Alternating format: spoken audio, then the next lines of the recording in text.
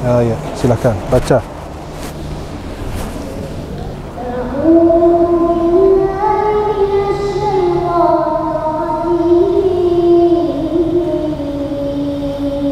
Masya Allah.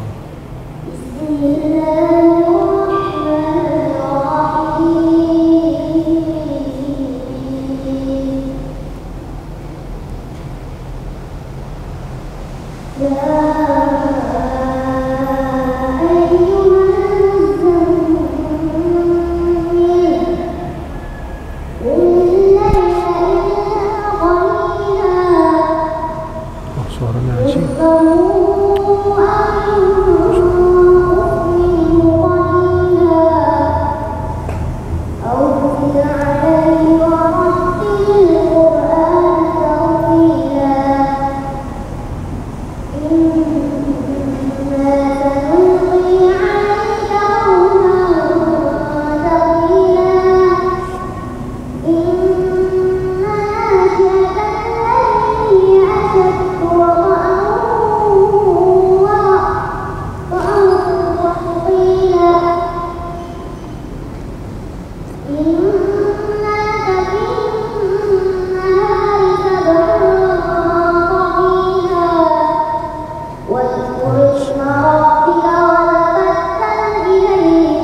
Dia kemungkinan ketinggalan ayat di awal, tapi nggak apa-apa, biarin aja biar nggak.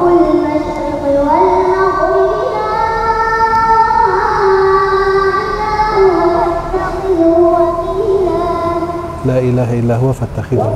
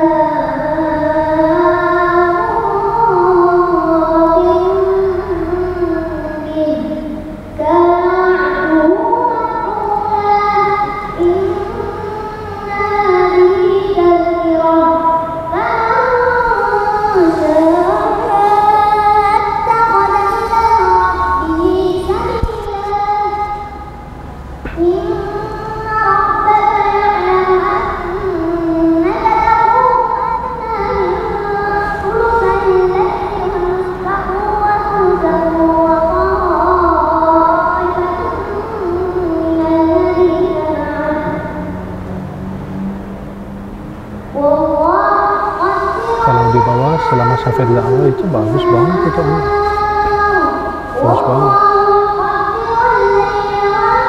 Yang penting acara Isya itu kalau orang tua izinin, Masya Allah. Dia sebenarnya nggak pede banget gitu. Suaranya nggak ada di Indonesia suara begini. Nggak dibuat-buat, memang aslinya aja.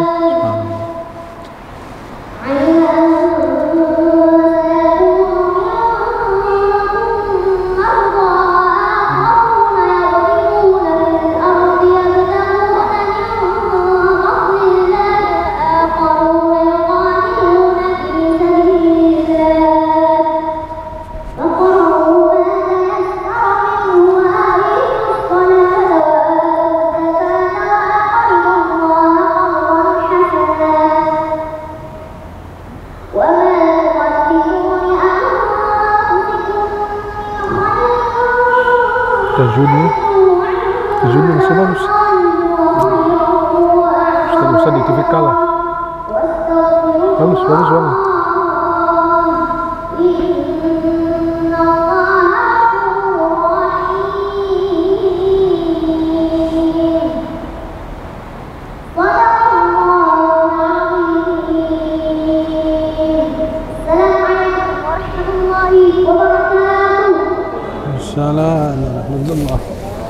Insya Allah bagus, keren sekali. Insya Allah luar biasa. Ayo silakan. Takbir, Allahu Akbar. Barakallah. Assalamualaikum warahmatullahi wabarakatuh. Suasana masih hujan dan kita kurang semangat. Assalamualaikum warahmatullahi wabarakatuh.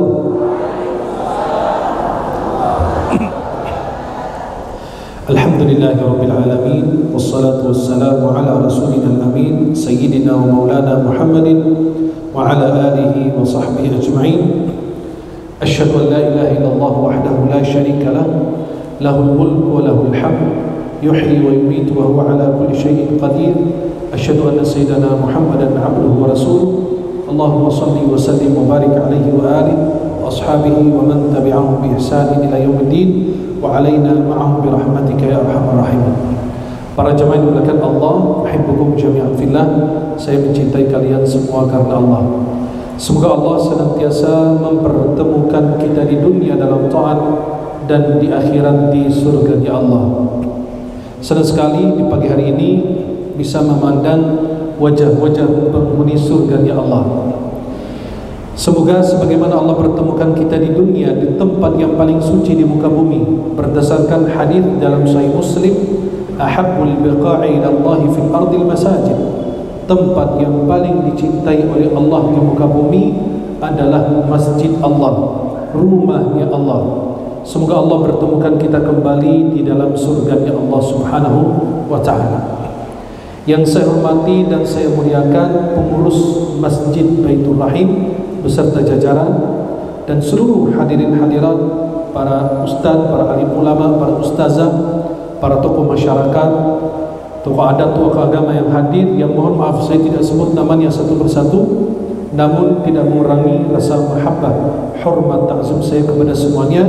Semoga kita tergolong hamba yang diridhai Allah. Saat turun hujan adalah saat mustajab doa.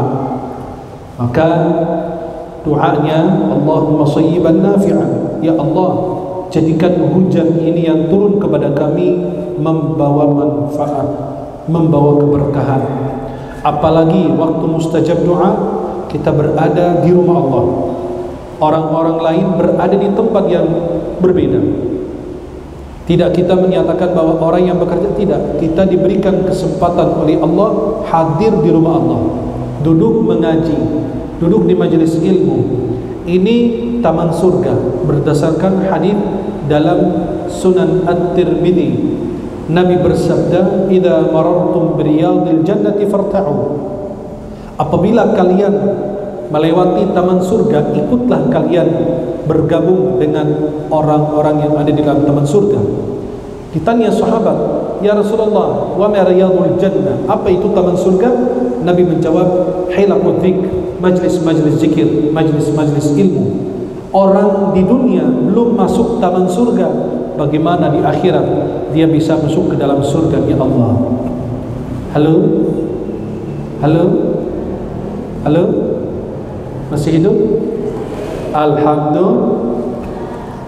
Nah, kita diciptakan oleh Allah di muka bumi ini, dan kita di dunia kita mengalami beberapa alam.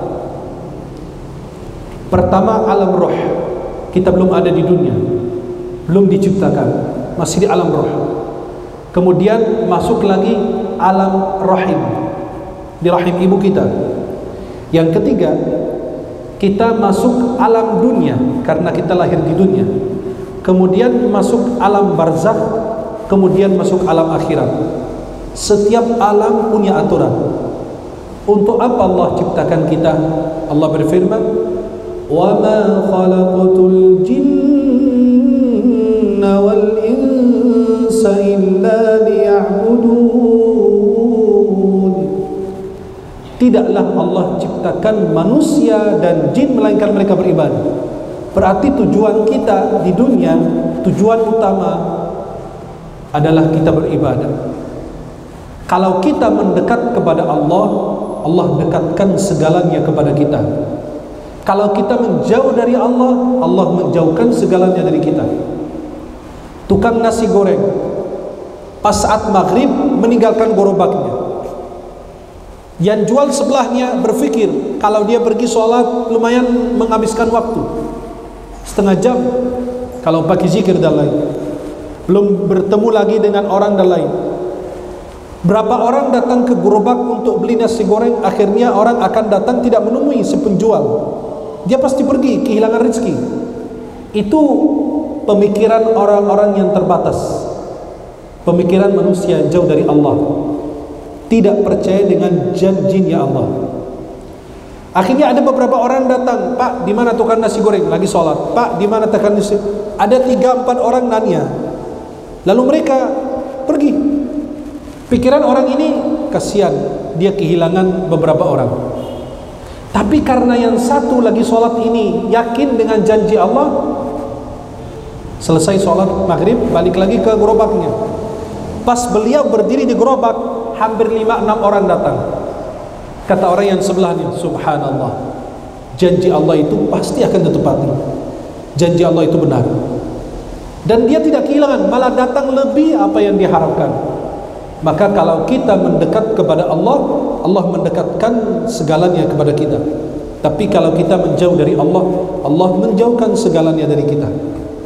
Para jamaah yang dimuliakan Allah, kita diciptakan di dunia, dan dunia ini tempat ujian dan cobaan. Gak ada yang bahagia di dunia terus, gak ada yang menderita di dunia terus. Allah subhanahu wa ta'ala berfirman di dalam Al-Quran, "Laqad khalaqnal insana fi kabad." Sungguh kami telah ciptakan manusia dalam susah payah. Maka yang menderita orang beriman. Dalam hadis riwayat Muslim dalam sahih beliau dari Abu Hurairah, Nabi bersabda, "Ad-dunya sijnul mu'min wa jannatul kafir." Dunia penjara untuk orang mukmin dan surga untuk orang kafir. Hadis ini ada kisahnya yang sangat menarik. Imam Ibn Hajar Al-Asqalani, seorang ulama besar, beliau yang syarah kitab Sahih Bukhari, dalam kitabnya Fathul Bari syarah Sahih Bukhari. Imam Ahmad Ibn Ali Ibn Hajar Al-Asqalani, beliau diangkat di Mesir, beliau ulama Mesir. Beliau diangkat di Mesir sebagai Qadil Qudah, seorang hakim yang punya kedudukan tinggi. Pada saat dia lewat, namanya hakim tinggi, biasa punya beberapa pengawalan, beberapa rombongan yang ikut sama beliau. Ada orang Yahudi lagi di pinggir jalan, dikatakan tukang minyak atau dia susah payah. Dia lihat Ibnu Hajar lagi lewat bersama rombongan. Apa kata dia? "Wahai fulan, Nabi kalian bilang dunia ini penjara untuk orang beriman dan surga untuk orang kafir. Mana ada?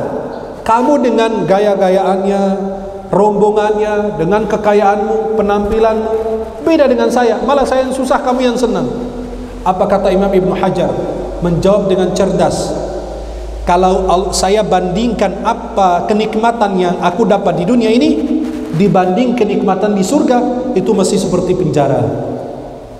Dan kesulitan yang kau hadapi di dunia, permasalahan yang kau hadapi di dunia, kalau dibandingkan di neraka, itu kamu seperti di surga." Subhanallah. Inilah dunia. Kita diciptakan di dunia, banyak ujian, banyak cobaan, dan kita diminta untuk beribadah. Rizki dan lain Allah yang atur. Tinggal kita usaha saja mencarinya, menjemputnya, bukan mencari. Karena dia sudah ada, tinggal kita menjemputnya saja. Dan Allah sudah takdirkan segala-galanya bagi kita.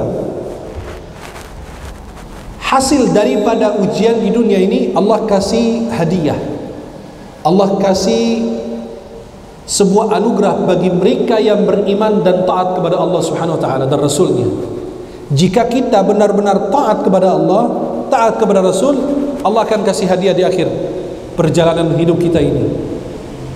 Dengan apa? Dengan surganya Allah. Dengan sebuah hadiah yang sangat luar biasa istimewa. Allah Subhanahu wa taala berfirman dalam surat Ali Imran, "Wasari'u ila maghfiratin min rabbikum wa jannatin 'arduha as-samawati wal ardu 'iddat lil muttaqin alladhina yunfiquna fis sarra'i wad dharra'i wal kadhimina al ghayza wal 'afina 'anil nas wallahu yuhibbul muhsinin." Bersegera kalian meraih ampunan. Kalau kalian diampuni, kalian dapat surga yang seluasnya langit dan bumi.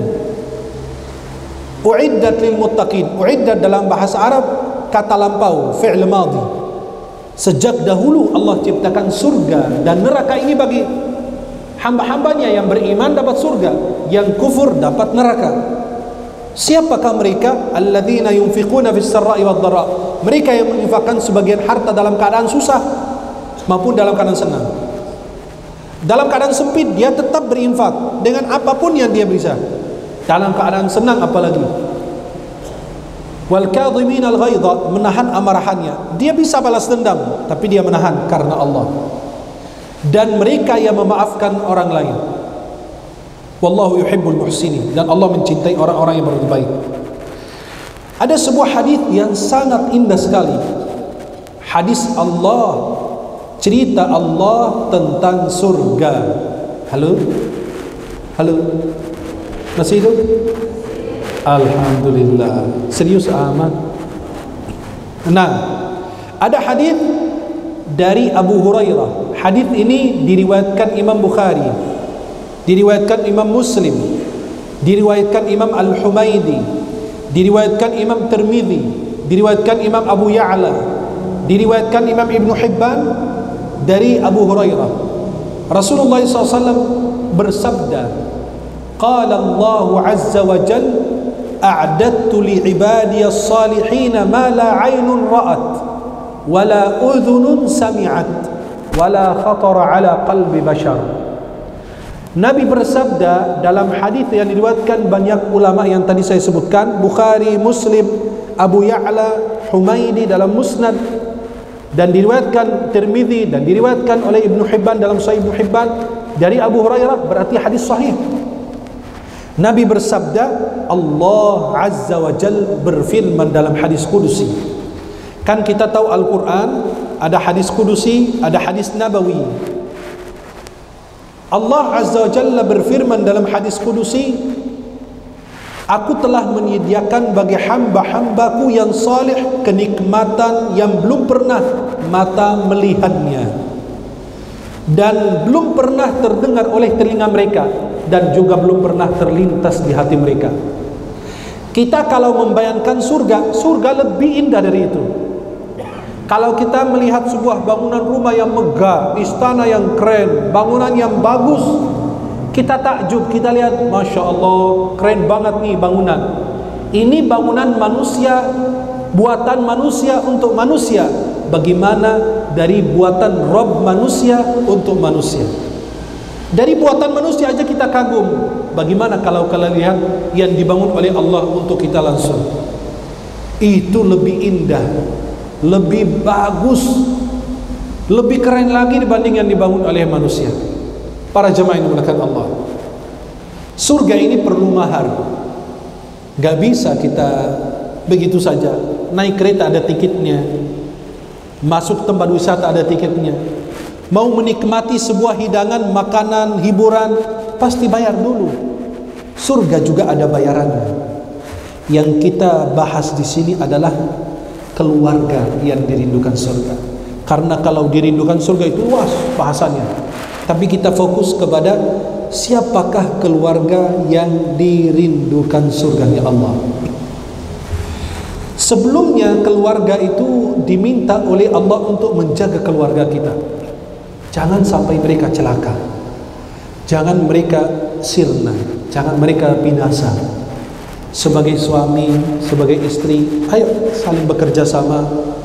Jangan masuk surga sendiri. Curang kalau Anda masuk surga sendiri. Suami rajin ke masjid, istri ditinggal, anak nggak pernah diajak. Jangan berpikir Anda begitu masuk surga. Tidak. Karena Anda sebagai pemimpin, Anda bertanggung jawab. Jangan kira pemimpin-pemimpin negara itu tidak akan ditanya. Jalanan berlubang saja akan ditanya wali kota, bupatinya, gubernurnya, presidennya. Satu persatu ditanya. Kenapa kau tidak perbaiki jalanan ini? Kenapa kamu tidak bikin fasilitas ini? Bukankah sudah ada anggarannya? Bukankah sudah, oh ternyata setiap pemimpin akan bertanggung jawab terhadap bawahannya. Dalam surat At-Tahrim ayat ke-6 Allah berfirman apa? Ya ayyuhalladzina amanu qu anfusakum wa ahlikum nara.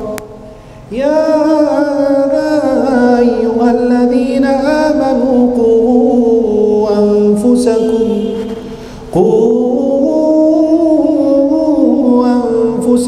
wa ahlikum nara وقودها الناس والحجارة عليها ملائكة غلاظ شداد لا يعصون الله ما أمرهم ويفعلون ما يؤمرون. Allah memberikan peringatan, hai orang beriman yang merasa diri Anda beriman, yakin dengan janji Allah, yakin ada surga dan neraka, jagalah dirimu, bukan hanya dirimu saja, dan keluargamu dari api neraka jahanam. Istrinya Fir'aun mau mengajak suaminya, susah, akhirnya dia menjaga dirinya doang.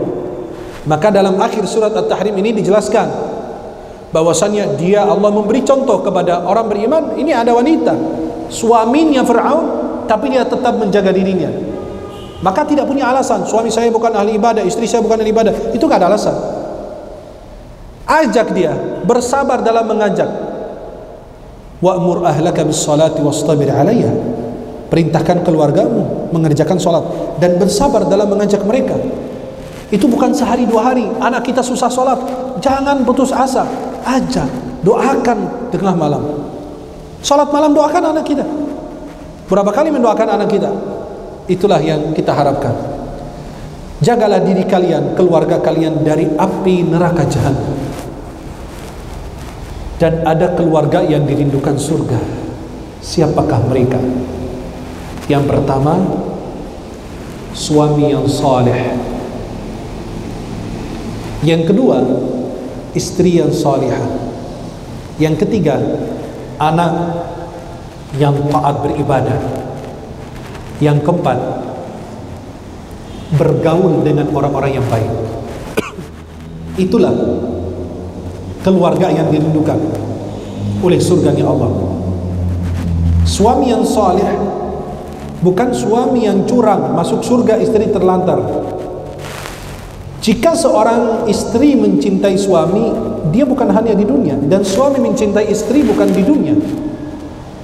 Tetapi istri mengatakan kepada suami, if you love me, take me with you to Jannah. Jika kau mencintai aku, bawalah aku bersamamu ke surga. Maka jika seorang istri benar-benar sayang kepada suami, atau suami kepada sayang istri, jika kau mencintai aku, jangan bawa saya ke mall terus, jangan bawa saya ke toko emas terus. Itu urusan dunia, sirna, tidak ada nilainya. Yang ada nilainya jika Anda memberi keselamatan untuk keluargamu. Itu suami dan istri yang hebat. Merangkul, mengayumi, mengajak keluarga agar apa? Sekeluarga masuk surga. Bukan suami sendiri, bukan istri sendiri, bukan anak sendiri, enggak. Masa bodoh, istri nggak sholat nggak mikirin, anak nggak sholat nggak dipikirin. Saya sudah nasihatin, saya sudah masukin di sekolah, tapi tanggung jawabmu sampai mereka wafat. Walaupun tidak ada paksaan untuk mengerjakan ibadah, tapi minimal Anda punya tanggung jawab sejak lahir. Diazanin, diberi nama yang baik, diakikahi, dan seterusnya. Itu kewajiban anak. Kadang-kadang orang tua bilang durhaka anak kepada orang tua, tapi nggak pernah dibalik. Durhaka orang tua kepada anak. Maka para jemaah yang dimuliakan Allah Subhanahu Wa Taala, kalau kita perhatikan keluarga yang dirindukan surga, suami yang soleh, taat beribadah, sering ke masjid, sering ke pengajian, menjaga keluarga, menasihati keluarga, mengajak keluarga untuk beribadah, bangun tengah malam sholat, puasa sunnah, baca Quran, zikir. Itu yang dirindukan surga. Yang kedua, istri yang soleha. Siapakah dia? Dalam hadis Rasulullah Muhammad SAW, apabila wanita sholat 5 waktu, menjaga kehormatan, puasa Ramadan, akan dikatakan kepadanya taat kepada suami, akan dikatakan kepadanya silahkan masuk pintu surga yang mana engkau mau. Qila la adkhulil jannah min ayyi abwabil jannati syi'tu. Masuk surga dari pintu yang mana engkau mau. Kan pintu surga kita tahu. Pintu surga itu ada nama-namanya. Pintu sedekah, ada pintu sholat, ada pintu puasa, ada pintu. Tapi wanita yang taat beribadah, sholat 5 waktu, puasa Ramadan, menjaga kehormatan, taat kepada suami, akan dikatakan masuk dari pintu mana yang kau mau, silakan. Dan apabila wanita atau istri meninggal dunia sedangkan suami meridainya, dia akan masuk surganya Allah. Jaminan Allah untuknya. Tapi taat dalam kebaikan. Maka para jemaah yang dimuliakan Allah Subhanahu Wa Taala, istri yang salehah yang mana? Apabila suami memandangnya senantiasa membahagiakannya. Apabila suami memerintahkannya selalu menuruti dan mentaati suami dalam kebaikan. Yang ketiga, apabila suami tidak berada di sisinya, dia senantiasa menjaga diri, harta dan keturunan suaminya. Keturunannya dijaga. Istri solehah itu yang merubah dirinya, yang merubah lingkungannya, yang merubah keluarganya. Bukan ke masjid, ke pengajian sendiri, yang lain gak dipikirin. Tidak, dia tetap mengajak suami. Maaf, ada ibu-ibu yang ngeluh suami saya begini begitu. Suami ibu belum seperti Fir'aun. Istrinya Fir'aun masih bersabar. Asiyah bintu Muzahim masih sabar sama suaminya. Suaminya Fir'aun loh. Dia mengatakan ana rabbukumul a'la, surat An-Nazi'at, aku adalah Rabb kalian yang tinggi. Suami kita belum sampai setingkat Fir'aun. Maka karena dia wanita hebat, Allah merubah dia. Karena dia ingin membawa perubahan dalam dirinya.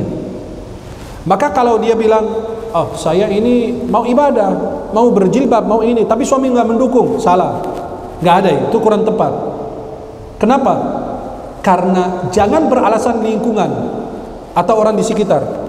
Kalau kita ingin merubah diri kita, Allah merubah kita. Buktinya apa? Anaknya Nabi Nuh hidup di bawah atap seorang rasul. Ayahnya Nabi, rasul pertama di muka bumi. Dakwahnya Nabi Nuh 950 tahun. Itu bukan umur beliau, tapi umur dakwahnya beliau 950 tahun. Menurut ulama tafsir, paling banyak yang ikut Nabi Nuh naik kapal 80 orang. Paling banyak 950 tahun. Beliau tidak putus asa. Anaknya hidup di bawah atap seorang rasul, bapaknya seorang nabi dan rasul, tapi dia tidak merubah dirinya. Maka Allah tidak merubah dia. Ini istrinya Fir'aun, hidup di bawah atap seorang diktator zalim, mengatakan aku adalah Tuhan, tapi dia mampu perubahan dalam dirinya sehingga Allah merubahnya, maka menjadi wanita salihah. Allah berfirman dalam surat At-Tahrim, وَضَرَبَ اللَّهُ مَثَلًا لِلَّذِينَ آمَنُوا امْرَأَتَ فِرْعَوْنَ إِذْ قَالَتْ رَبِّ ابْنِ لِي عِندَكَ بَيْتًا فِي الْجَنَّةِ وَنَجِّنِي مِنْ فِرْعَوْنَ وَعَمَلِهِ وَنَجِّنِي مِنَ الْقَوْمِ الظَّالِمِينَ. Allah memberi perumpamaan, contoh bagi orang beriman. Ini wanita istri Fir'aun. Suami ibu belum setingkat Fir'aun, udah mulai mulas, udah malas lihat muka suaminya. Kalau bisa ditukar tambah katanya. Ya salam. Suami itu gak ada kebaikan seumur hidupnya, gak pernah berbuat baik sama ibu. Maka Nabi SAW bilang, ciri wanita penghuni neraka itulah dia suka ingkari kebaikan suami. Udah 50 tahun, 20 tahun nikah, dia bilang apa? Kalau lagi kesal, kamu tidak pernah berbuat baik sama aku. Kata suaminya, yang benar aja, gak pernah sekalipun saya berbuat baik. Itulah mengingkari kebaikan, kufur nikmat. Sebutkan kamu punya kebaikan, tapi juga kamu punya keburukan. Kamu punya kelebihan dan juga punya kekurangan. Maka keluarga yang dirindukan surga, suami salih, istri yang salihah.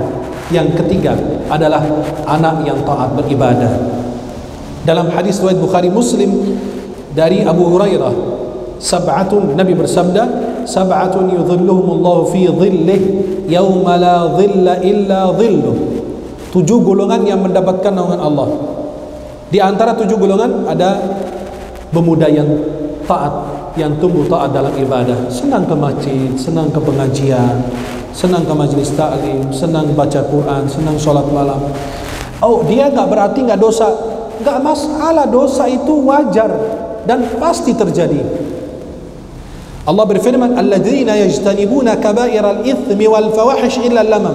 Orang yang tidak melakukan dosa besar tapi pasti dosa-dosa kecil dilakukan. Enggak ada yang maksum. Itu menandakan bahwa kita tidak sempurna. Kita tidak ada yang sempurna, pasti kita punya dosa, masing-masing punya dosa. Maka kata ulama kita apa? Kalaupun dia dosa sebesar apapun, yang penting jangan tinggalkan sholat 5 waktu. Itu amalan yang bisa menghapus. Karena dari zuhur sampai asar hapus dosa sebelumnya, asar sampai maghrib dan seterusnya. As-salawatul khams, sholat 5 waktu. Al-jum'ah ila al-jum'ah, dari Jumat ke Jumat berikutnya. Wa Ramadan ila Ramadan, mukaffiratun ma bainahunna idza ijtunibatil kaba'ir. Salat 5 waktu, Ramadan, Jumat dan ke Jumat berikutnya, Ramadan ke Ramadan, menjadi penghapus dosa apabila kita menjauhi dosa besar. Subhanallah. Itulah kalau kita mau menjadi keluarga yang diridhai. Apa? Kita didik anak kita jadi anak soleh. Sejak dalam kandungan sudah diperdengarkan Al-Quran. Kenapa kita lihat anak usia 6 tahun, 7 tahun hafal Quran? Sebenarnya bukan kecanggihan dia, tapi kecerdasan, kesolehan orang tuanya. Sejak anak masih dalam kandungan, usia kandungan 4 bulan, anak itu 4 bulan ditiup roh. Yang aktif pertama dari janin itu apa? Telinga. Allah berfirman dalam surat Al-Isra, "Qul innas sam'a wal basara wal fuad." Katakanlah pendengaran, penglihatan. Pendengaran yang pertama aktif, maka kita bisa mengenal orang tanpa melihat wajahnya. Kita lagi duduk di ruangan, tiba-tiba terdengar suara teman kita, orang tua kita. Kita kenal ini siapa? Tanpa dilihat. Sampai orang tua netra sudah mengenal kita tanpa melihat wajah kita. Halo? Halo? Serius amat ini? Khusyuk apa? Masya Allah, saya takut saking khusyuknya tertidur nanti bahaya. Tidur berjamaah, Masya Allah. Para jamaah yang dimuliakan Allah Subhanahu Wa Taala, coba perhatikan. Ini anak janin ini, maka disebut janin karena tidak terlihat, seperti jin. Jin, janin, jannal lailu, malam itu ditutup, ya, menutup siang hari. Ya, itu maka disebut jannal lailu, malam telah tiba, maka menutup cahaya. Begitu dengan jin, tidak terlihat, dan janin juga tidak terlihat. Janin ini yang aktif telinga, maka kalau ibu mendengarkan Al-Quran buat bayinya, janinnya, atau mendengar murattal Quran 30 juz, itu kerekam, masuk ke telinga dia. Maka pas dia lahir, dibacakan Quran, cepat lancar. Kenapa? Sudah ada rekaman di dalam memorinya. Itu yang mempercepat anak kita bisa menghafal Quran. Kalau kita sudah tidak punya anak, nggak apa-apa, punya cucu, mulai ajarkan, beritahukan. Al-Quran ini bukan kita jaga, tapi dia menjaga kita. Tadi Ananda siapa yang tadi, Masya Allah? Ananda, ha? Masya Allah. Ananda tadi yang baca Quran, ha? Naufal. Masya Allah, Naufal. Suaranya bagus banget. Saya jarang dengar suara dan tidak dibuat-buat. Tidak dibuat-buat. Maka saya bilang kalau bisa acara malam saya, dia baca Quran lagi, luar biasa suaranya. Sayang sekali kurang pede aja, masih ada rasa takut lihat jamaah-jamaah yang bercahaya wajahnya. Ya, jadi suaranya bagus banget, Masya Allah. Jarang dan tidak dibuat-buat, itu aslinya begitu. Dan Masya Allah, nikmat sekali. Ya, Mudah-mudahan anak-anak kita seperti beliau ini, dan mudah-mudahan biar bisa sampai selesai 30 juz. Ya. Maka ketika anak kita mau lahir, diazanin. Jangan dikasih dengar suara anjing. Lama-lama membandingkan suara anjing dengan azan. Hati-hati ya. Kalau anak kita lahir jangan digonggongin gitu. Jangan. Lama-lama dia nggak suka dengan suara azan, dia suka dengan suara Jadi suara azan dibandingkan dengan suara anjing gak pantas bener ya. Suara bebek bagus, suara ayam bagus, suara istri tetangga lagi ribut. Coba kalau kita punya tetangga ribut terus kanan kiri depan belakang mengganggu, tidak? Kan masih oke, wajar. Tapi ini suara azan dibandingkan dengan suara anjing. Bodoh amat benernya orang. Masa nggak ada kalimat yang lain? Halo? Masih hidup? Itulah kenapa anak kita dididik Qur'annya.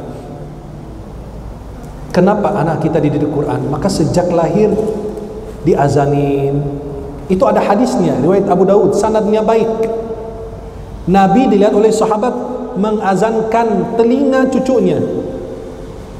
Saya punya pertanyaan, yang bisa menjawab dapat hadiah dari saya. Apakah Nabi pernah kumandangkan azan untuk salat 5 waktu? Tidak. Kenapa?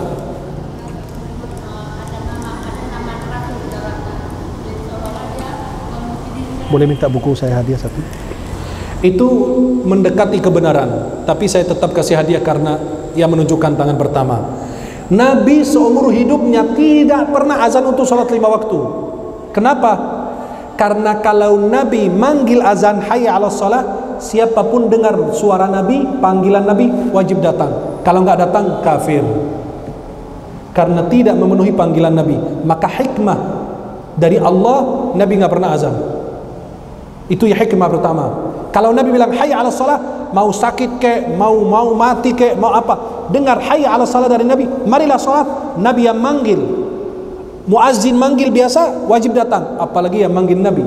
Kalau nggak datang, kafir. Yang kedua, hikmah Nabi tidak azan karena Nabi sering jadi imam, dan kedudukan imam lebih tinggi daripada muazzin. Halo? Tapi ketika Nabi azan di telinga cucunya, ada riwayatnya, riwayat Abu Daud. Maka para jemaah ini dimuliakan Allah Subhanahu wa taala, inilah azan, suara azan yang pertama mengetuk telinga anak, janin anak kita, bayi kita. Itu adalah penjelasan daripada Imam Ibnu Qayyim Juziyah dalam kitab namanya Tuhfatul Maudud bi Ahkamil Maulud. Sudah diterjemahkan bahasa Indonesia. Itu berkaitan dengan apa? Berkaitan dengan anak yang lahir benar-benar sudah diazanin. Pertama dengar Allahu Akbar, Allah Maha Besar. Kamu lahir di dunia ini, yang paling besar adalah Allah. Tidak ada siapa lagi. Jangan cari-cari selain Allah. Semua kecil. Kemudian diberi nama yang baik, kemudian dididik dengan baik. Jangan berpikir ibu-ibu, bapak-bapak nitip anak ke sekolah mahal, sekolah bagus, dilepas. Tidak, perlu pengawasan, perlu nasihat, perlu pengarahan. Itulah tugas orang tua. Kemudian diperhatikan pendidikan agamanya, akhlaknya. Anak kita hafiz Quran itu bukan berarti harus jadi ustadz. Tidak. Kalau semua jadi ustadz, siapa yang diceramahin? Gak ada. Tapi anak kita hafiz Quran, insinyur hafiz Quran, pejabat hafiz Quran, wali kota hafiz Quran, bupati hafiz Quran, presiden. Itu harapan kita. Kenapa kita keliling begini sampai Syekh Ali wafat rahimahullah? Kenapa kita keliling? Kita harapan kita 10 tahun, 15 tahun ke depan, pemimpin Indonesia itu hafiz Quran semua. Bayangkan bupati jadi hafiz Quran, jadi imam salat tarawih, bukan pada saat salat zuhur asar jadi imam, tapi giliran maghrib isya di belakang. Kenapa? Biar nggak ketahuan bacaannya kayak gimana. Kan zuhur asar tidak terdengar, maju dia. Giliran disuruh imam subuh nggak berani, nggak ada hafalan, bacaannya kurang bagus dan lain sebagainya.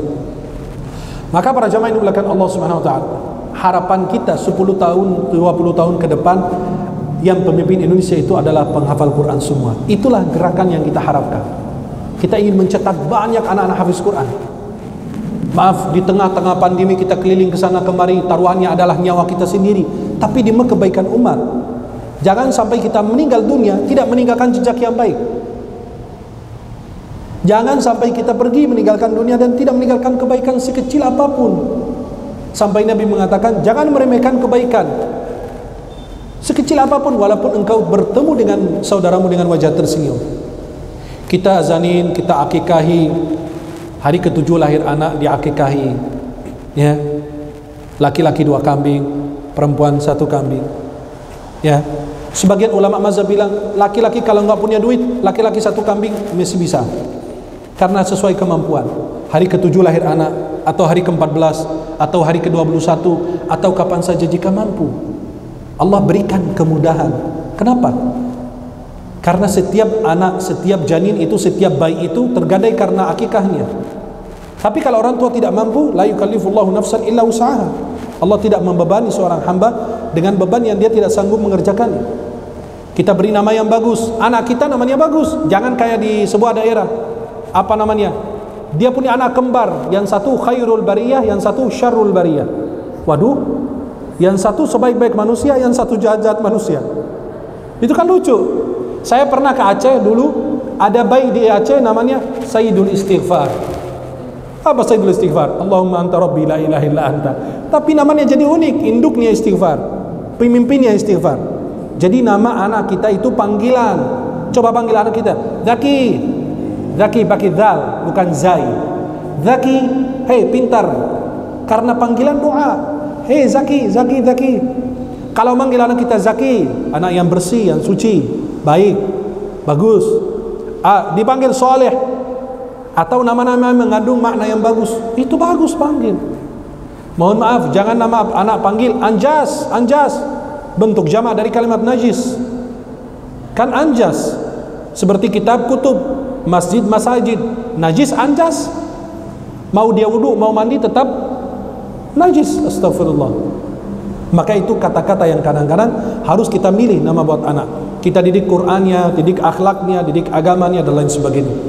Kemudian yang terakhir adalah kita bergaul dengan orang-orang yang baik, orang yang salih dan salihah. Jangan sampai kita berkenalan, maaf, nomor kita punya handphone semua. Coba ada nggak nomor orang yang saleh di sini, yang baik di sini? Orang baik itu akan mengajak kita masuk ke surga. Kalau dia masuk surga, ada hadis dalam Sahih Muslim, dia bisa narik kita masuk ke dalam surga, bisa menyelamatkan dari api neraka jahanam. Kita ketemu ulama dulu, minta amalan, minta zikir, minta doa. Sekarang minta selfie. Halo? Minta apa? Bagus kalau minta selfie. Ketemu ibu-ibu, bapak-bapak yang suka rajin ibadah, tapi jangan suami orang, ya, ajak selfie, bahaya. Nah, ibu-ibu ketemu temannya rajin ibadah, rajin sholat malam, ayo dong kita selfie. Buat apaan? Selfie aja dulu. Ini bukti kalau kamu masuk surga, aku nanti diajak ya. Benar kan? Itu jadi bagus. Artinya apa?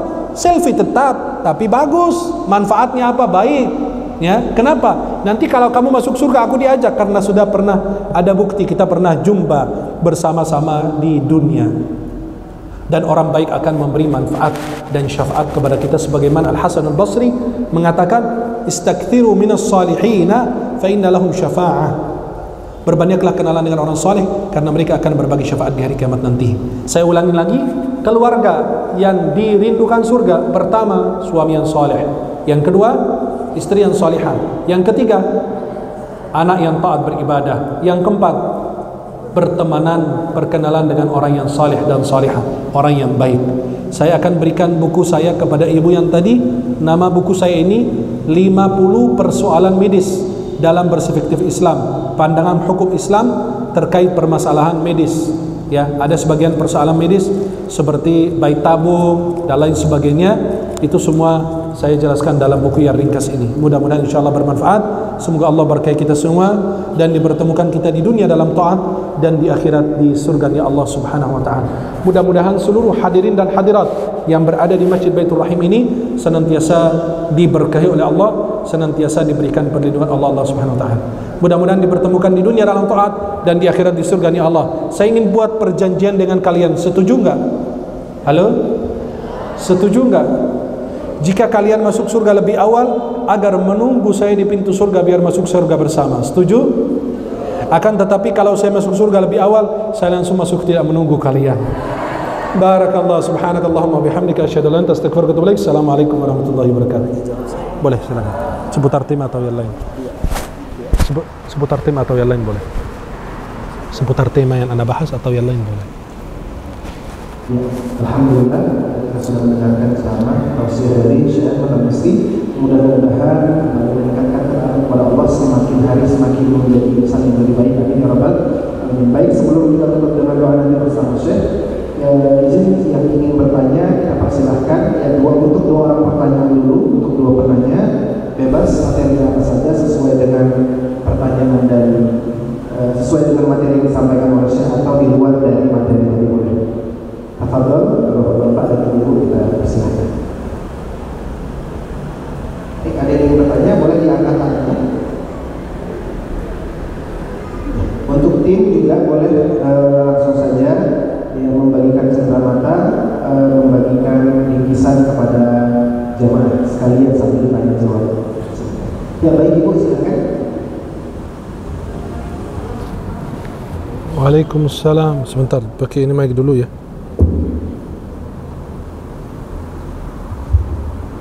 Sebelumnya izin untuk ayah dan bunda sekalian untuk bingkisan yang kita kasih, mohon izin jangan dibuka dulu, nanti kita akan buka bersama-sama ya. Kita buka bersama-sama dan akan kita pandu nantinya dalam membuka bingkisan dari kita insyaallah. Ya tadi sudah Ibu, silakan.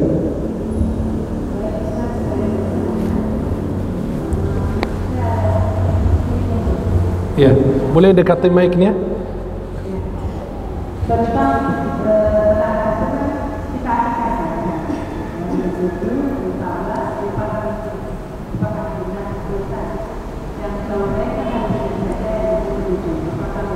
Ada apa? Oh iya.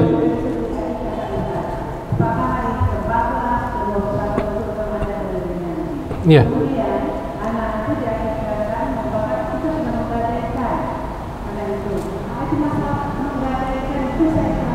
Iya. Waalaikumsalam warahmatullahi. Gini, pertama, akikah ini sunnah, dilakukan hari ke-7 lahir anak dan itu terbaik. Maka disebut akikah yauma sabi'i, hari ke-7 lahir anak. Dan Nabi SAW diakikahi hari ke-7 lahirnya oleh kakeknya Abdul Muttalib menurut mayoritas ulama. Dan itu dibuat makanan yang hidangan yang besar di kota Makkah pada saat itu oleh kakeknya Abdul Muttalib. Yang hari ke-7 lahir anak itu yang terbaik. Tapi kalau jika tidak mampu, hari ke-14. Jika tidak mampu, tanggal 21. Jika tidak, kapan saja jika mampu. Karena itu hukumnya adalah sunnah. Tapi yang terbaik hari ke-7. Baru urutan berikutnya 14 atau 21 atau kapan saja jika mampu, berdasarkan firman Allah, la yukallifullahu nafsan illa wus'aha. Tidak pernah Allah membebani hamba dengan beban yang dia tidak sanggup mengerjakannya. Kemudian yang kedua, bagaimana anak itu bisa tergadai karena akikahnya? Nabi bersabda, kullu ghulamin murtahanun bi'aqiqatih. Setiap anak tergadai karena akikahnya. Apa pemahaman dari hadis ini? Kata ulama, anak tersebut, bayi tersebut kalau meninggal sebelum balik dan belum diakikahi, dia tidak akan tertahan, tidak akan memberi syafaat kepada orang tuanya. Kan kita tahu anak yang lahir, bayi yang lahir itu belum balik dan meninggal akan menjadi simpanan untuk orang tuanya di akhirat. Maka kita tidak bilang Allahumma ighfir lahu, tidak. Ya Allah, jadikan ini anak sebagai simpanan di surga untuk orang tuanya. Jadi anak ini akan memberi syafaat kepada orang tuanya. Jika orang tuanya mampu mengakikahi dia, lalu mereka tidak lakukan, syafaat itu tertahan. Dia tidak akan memberikan. Jelas? Itu pemahaman dari penjelasan para ulama tentang hadis tersebut. Jika bayi itu lahir belum balik dan orang tua mampu mengakikahi dia lalu tidak lakukan, dia tidak akan beri syafaat kepada orang tuanya, tertahan, ya, tergadai. Jika mereka tidak mampu, mampu dan tidak lakukan. Tapi kalau tidak mampu, la yukallifullahu nafsan illa wus'aha. Wallahu a'lam bissawab. Silakan. Nah, kalau anak begini, anak atau janin yang meninggal usia kandungan di atas lahir di dunia, bersuara saja atau menangis meninggal, tetap diberi nama sunnahnya, tetap diberi nama dimandikan, disolatkan, dikafani, lalu diakikahkan, sunnahnya. Jelas? Kalau dia lahir ke dunia. Tapi kalau lahir sebelum baru 1 bulan kehamilan, 2 bulan itu gugur, dia tidak dimandikan karena belum terbentuk sebagai manusia yang sempurna. Saya tadi baru dikirimin foto janin lahir, dia keguguran, usia kandungan 9 bulan. Itu janinnya difotoin. Saya lihat ada terbentuk hidung, ada mata, ada mulut, semua lengkap. Maka itu diberi nama. Coba dibilang apa? Saya kasih nama anak saya almarhum kemarin Fulana. Itu saja, nggak usah ditulis di kertas karena dia tidak hidup. Cuma sunnah diberi nama, kemudian dimandikan, disolatkan, dikafani. Karena di atas 4 bulan sudah ditiup roh dan lain, tapi dia mungkin keguguran, terbentuk atau ibunya jatuh dan segala macam sehingga dia meninggal. Maka ketika lahir anak, ya, lahir di dunia, bersuara saja, nangis sebentar aja, berapa detik meninggal, itu tetap diberi nama sunnahnya, dimandikan, disolatkan, dikafani, dan diakikahkan. Bagi mereka yang mampu, kan kita bilang akikah itu sunnah. Tapi kalau orang tuanya tidak mampu, nggak masalah. Dia meninggal, lalu saya tidak mampu, setahun 2 tahun habis dia meninggal, baru saya akikahkan, tidak ada masalah. Kenapa? Pertama sunnah, kedua tidak ada beban yang Allah berikan kepada hamba yang tidak sanggup memikulnya. Wallahu a'lam bishawab. Nah, fadhal, silakan. Akikah itu kadang-kadang sudah balik, bahkan sudah meninggal, itu boleh. Akikah apa? Jadi apa namanya, orang sudah balik, sudah meninggal, akikah. Orang sudah balik meninggal? Akikahnya ketika dia balik atau ketika dia sudah meninggal? Enggak, akikah itu pada saat lahir dia, hari ke-7. Jelas? Hari ke-7 dari lahirnya. Ini anak lahir hari Sabtu, berarti hari ke-7 hari Jumat. Benar kan? Hari ke-7. Atau tidak, hari ke-14 dari kelahirannya. Ya. Tapi kalau kita tidak mampu, tiba-tiba usianya 5 tahun, kemudian saya baru bisa akikahi dia usia 5 tahun, enggak masalah, karena kita bilang itu sunnah dan tidak ada beban bagi mereka yang tidak sanggup mengerjakannya. Pada saat kita mampu, baru kita kerjakan agar mendapatkan keberkahan dan pahala tersebut. Wallahu a'lam bishawab. Kalau sudah meninggal, tetap diakikahi juga, nggak apa-apa, nggak masalah. Kalau kita punya anak usia 10 tahun belum diakikahi, usia 11 tahun dia meninggal, nggak apa-apa, diakikahi juga. Jelas? Wallahu a'lam. Orang diazan di anak-anak itu ada hadis yang sahih. Ada hadis riwayat Abu Daud dalam sunan beliau. Rifa'at bin Rafi' mengatakan, aku melihat Rasulullah mengazani cucunya Rasulullah pada saat beliau lahir. Itu hadis riwayat Abu Daud dalam sunan beliau dan dinilai oleh ulama hadis sanadnya baik. Tapi iqamat di telinga kiri itu menjadi khilaf para ulama. Apakah perlu diiqamat atau tidak? Itu khilaf ulama mazhab. Wallahu a'lam bishawab. Silakan, ada yang bertanya? Ibu.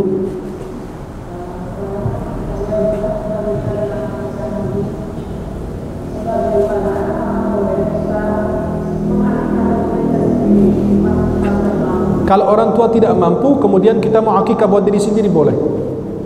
Karena sunnahnya orang tua. Tapi kalau mereka tidak sanggup atau meninggal duluan, itu tidak masalah kita mengakikahi diri kita sendiri. Allahu a'lam bishawab.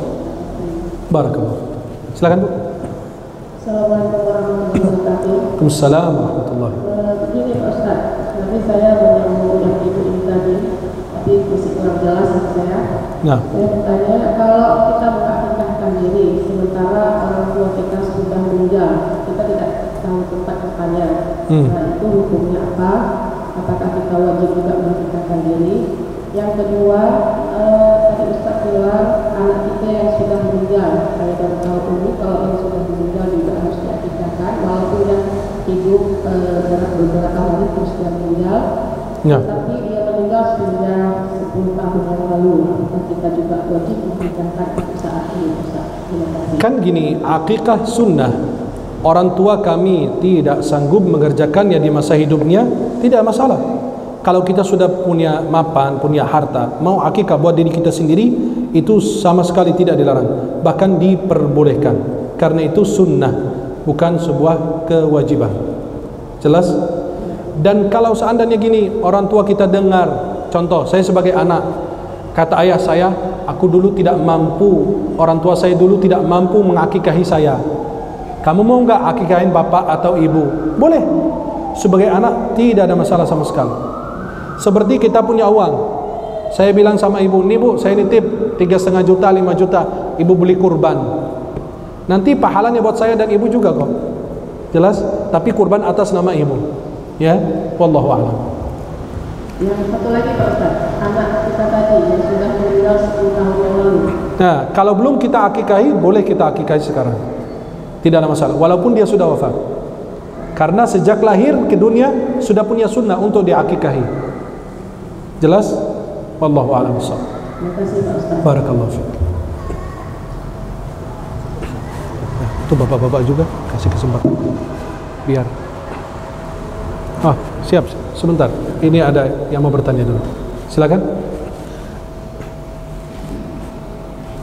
Assalamualaikum warahmatullahi wabarakatuh. Waalaikumsalam warahmatullahi wabarakatuh. Ini Pak, doa yang paling bagus untuk anak kita supaya soleh gitu. Ada 4. Kita sudah dewasa. Iya. Maupun dewasa maupun udah aki-aki juga. Ada 4 doa dalam Al-Quran. Pertama, surat Ali Imran ayat 38. Rabbi habli min ladunka dzurriyyatan thayyibatan innaka sami'ud du'a. Surat Ali Imran ayat 38. Kemudian surat Al-Furqan ayat 74. Ayat sebelum terakhir. Ayat 74. Rabbana hab lana min azwajina wa dzurriyyatina qurrata a'yunin waj'alna lil muttaqina imama. Surat Al-Furqan. Surat Ali Imran ayat 38. Yang kedua surat Al-Furqan ayat 74. Yang ketiga surat Ibrahim Rabbi ja'alni muqimas salati wa min dzurriyyati rabbana wa taqabbal du'a ayat 40. Yang terakhir surat As-Saffat ayat 100. Saya ulang lagi, surat Ali Imran ayat 38,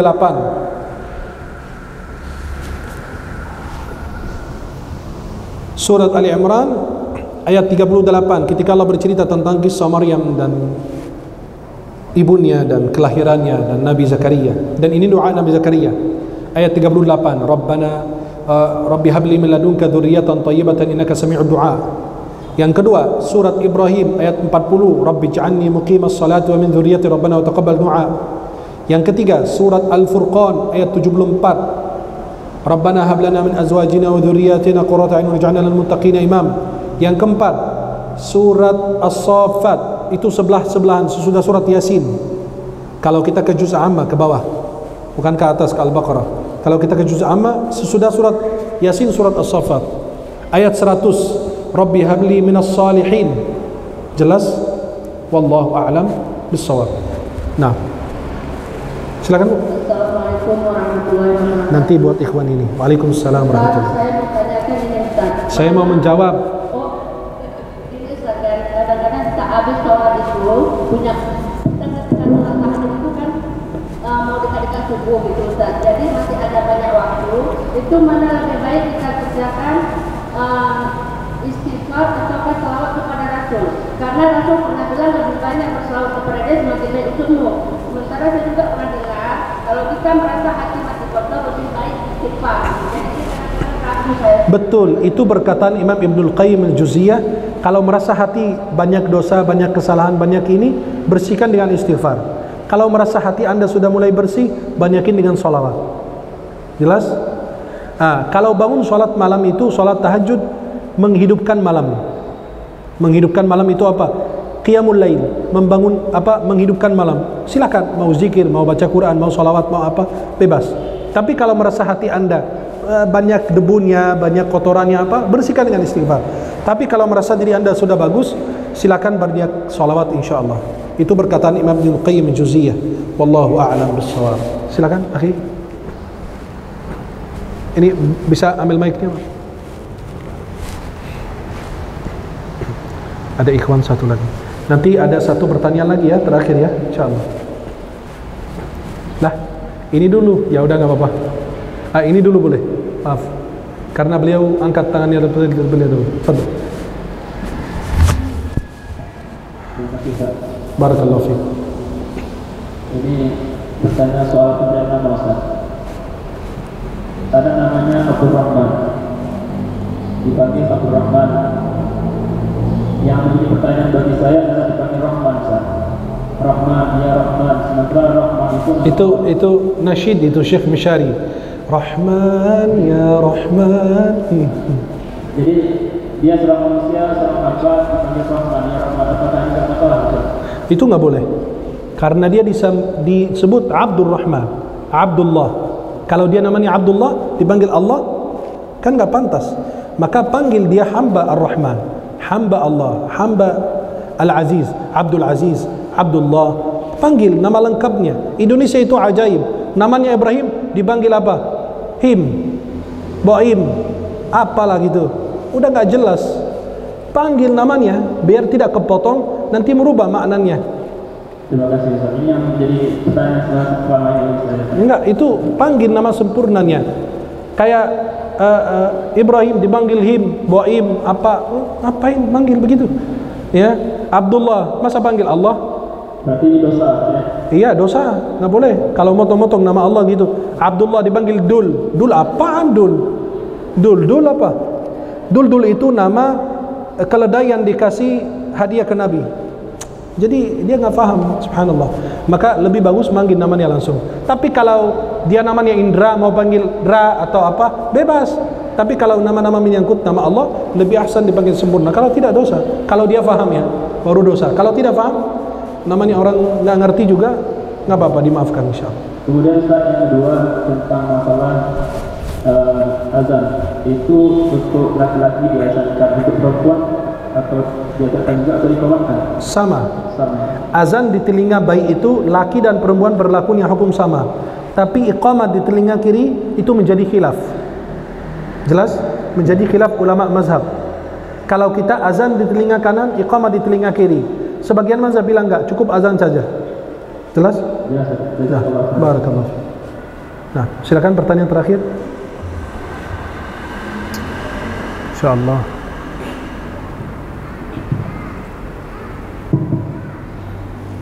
Assalamualaikum. Waalaikumsalam warahmatullahi wabarakatuh. Silakan, fadhal. Aina ada saya aina tafsir Quran. Naam? Aina ada ilmi atau tafsir Quran? La talibul ilm labud an yahfazul Quran awalan.